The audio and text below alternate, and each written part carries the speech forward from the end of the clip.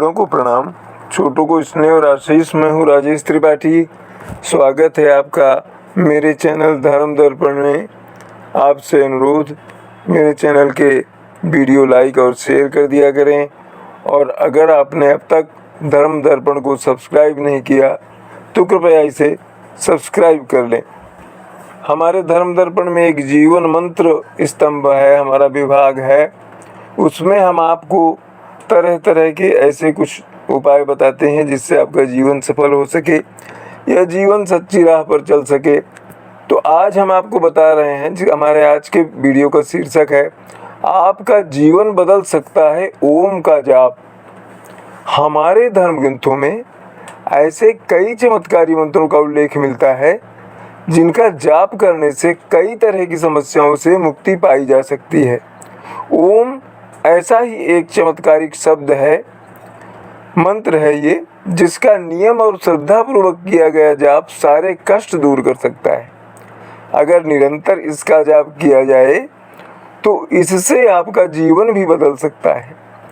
अच्छे संदर्भ में आपका जीवन सफल हो सकता है, आपका जीवन उन्नति के मार्ग पर चल सकता है। ओम अक्षर का अर्थ है जिसका कभी क्षरण ना हो, नाश ना हो, अर्थात जिसका कभी नाश ना हो, क्षय ना हो। आ, उ और मा से मिलकर बने ओम को साक्षात ब्रह्म का रूप माना जाता है। कहते हैं कि संपूर्ण ब्रह्मांड से सदा ओम की ध्वनि निकलती रहती है।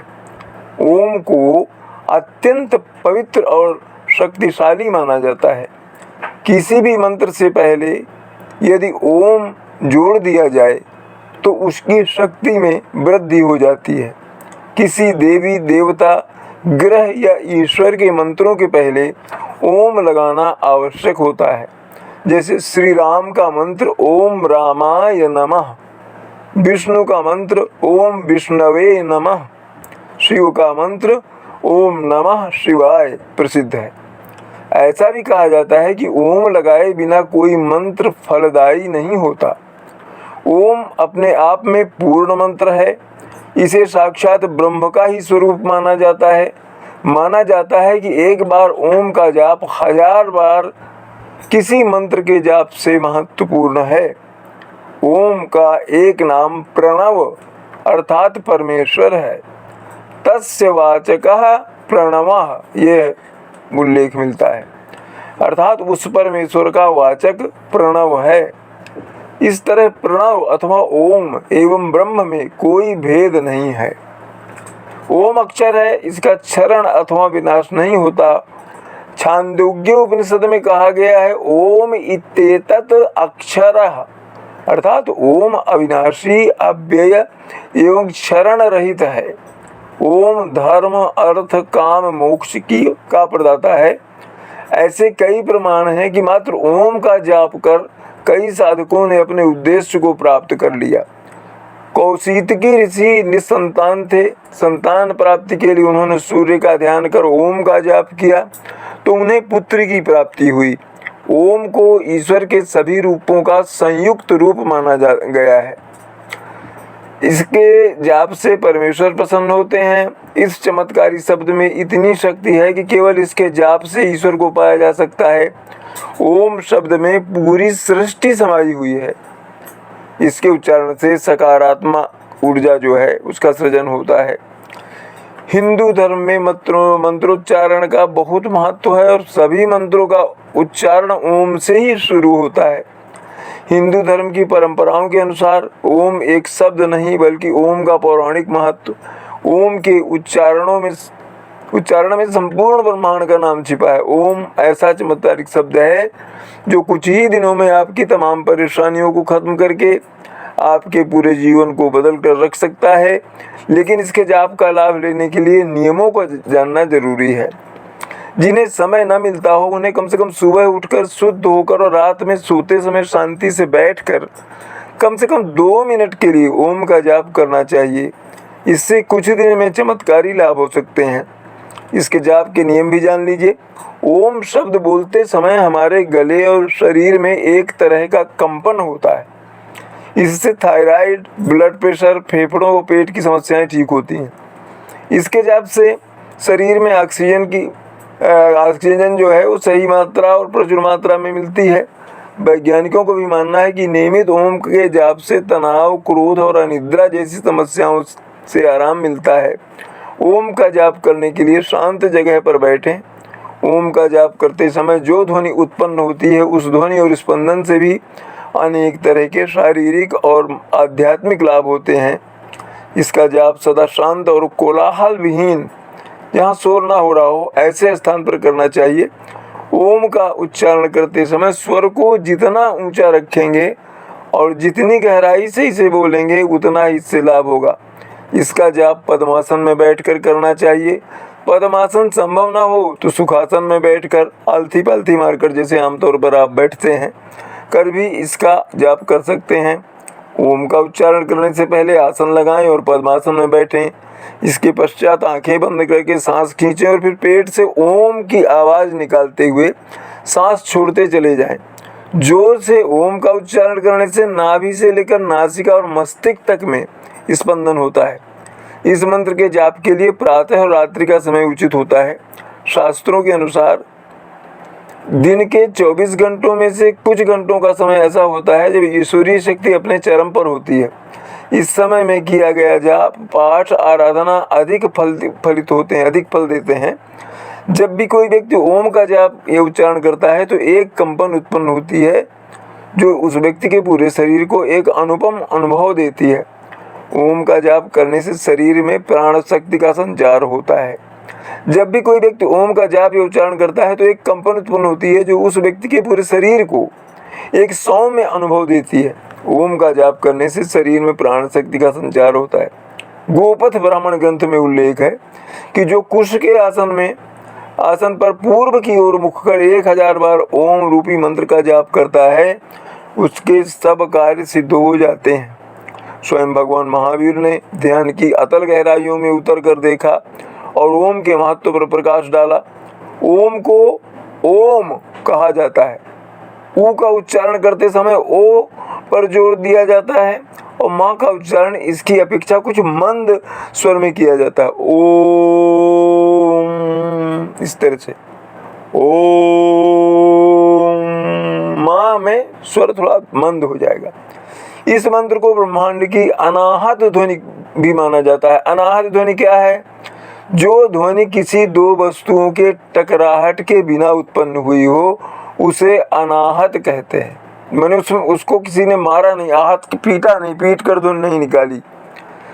जो भी ओम का उच्चारण करता रहता है उसके आसपास सकारात्मक ऊर्जा जो है वो पैदा होने लगती है। ओम की अंतर में उठती ध्वनि को सुनने के लिए पूर्णतः मौन और ध्यान में होना आवश्यक है। यह काम आसान नहीं है। जो भी उस ध्वनि को सुनने लगता है उसका परमात्मा से सीधा जुड़ाव होने लगता है। परमात्मा से जुड़ना है तो निरंतर ओम का जाप करना चाहिए।